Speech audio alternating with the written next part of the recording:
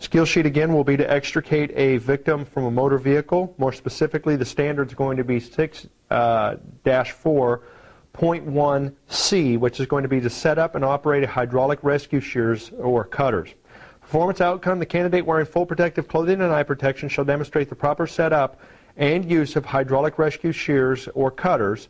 An assistant may operate the hydraulic pump under the direction of the candidate. Now remember that when you're directing them to do it, you've got to show them or demonstrate what's going to be the proper lever actuation to energize or pressurize the hydraulic system. So make sure that it's not go ahead and pressurize the system. You need to show them which way that they're going to turn, what lever, and what way is going to dump the pressure off the system if you're needing to change different pieces of the tools. On the conditions, giving personal protective clothing, pants, boots, coats, hoods, glove, eye protection, and helmet, hydraulic rescue shears or cutters, hydraulic pump and connectors. The candidate shall demonstrate the ability to, number 1, inspect all furnished hydraulic equipment for damage. Number 2, position the hydraulic pump outside the work area within hose reach of the scene. Number 3, connect the shears of the cutters to the pump with secure connections. Number 4, open the blades. Number 5, grasp the work to be cut at the proper angle well back into the blades. So make sure that you're going to get that back into that notch to provide the maximum cutting pressure on that cutters or those shears. Safely operate the shears of the cutter arms to cut the object. Number 7, open the blade arms fully and remove the shears of the cutting arms from the work. Repeat steps 4 to 8 to make any additional cuts called for. Close the shears of the cutter arms. Disconnect the rescue shears from the pump. Place the rescue shears and all components in the designated area in a ready state for reuse.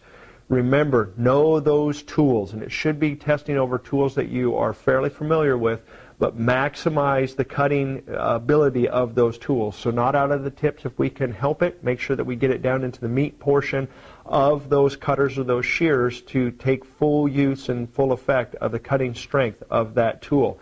Again, you're going to need to understand what you're going to have to cut. If you have to take multiple cuts, you need to demonstrate those abilities. And again, verbalize everything that you are doing. So if you're thinking it, make sure that you're talking and verbalizing the different steps or the techniques that you're going to use to perform the task that you are given. And this will be for a Hamato unit. Let's check the fuel. Make sure this is unleaded fuel. Make sure it's full. On this side is the sight gauge for the fluid that goes inside of this mineral oil fluid. Make sure it's in the dump position. This will be on to one, this will be on the other. Make sure it's in the dump position. Check over the whole unit for condition. Make sure there's no broken pieces, leaking, oils, gases, any other strange things. If you find anything wrong, do a maintenance squawk. This is the actual fluid level for the oil right here. Pull the dipstick out, check the fluid level, make sure it's good. Even tells you what style of oil to use, the 10W30 right on the side. This one has a choke here and a shut-off on the back and a fuel on the front. I can show you this. There's your fuel. This will be the stop unit. Push the choke, start the unit, let it warm up while you hook up the hoses.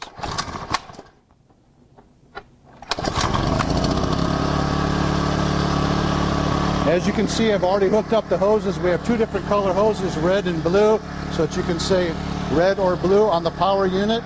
There's a cap on each one of the hoses to keep dirt and stuff out. Do not lose these caps. Try and set them in a nice pile.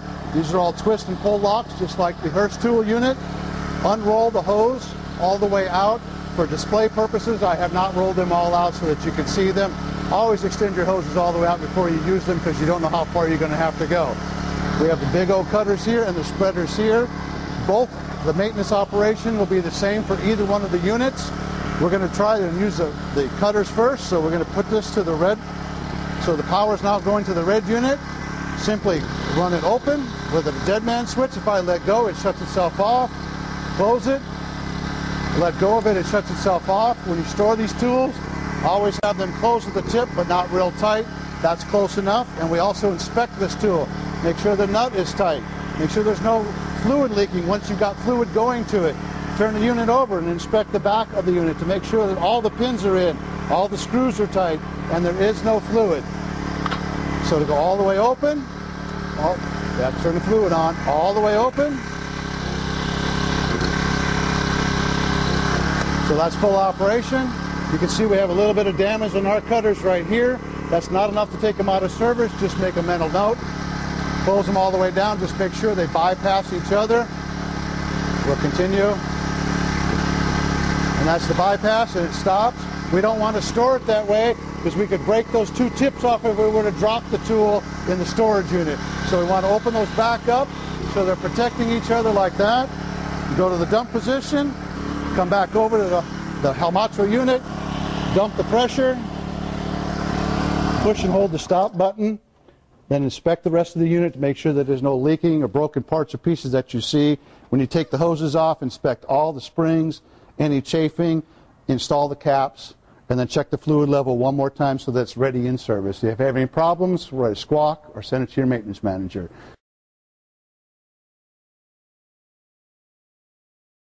So what we're going to look at now is just some simple tool techniques. As you can see, lights come in there. One of the things you must try and maintain is the tool at a 90-degree angle to what we're going to cut. This will give you a more effective cut, and it will also minimise the risk of the blades separating during a cut.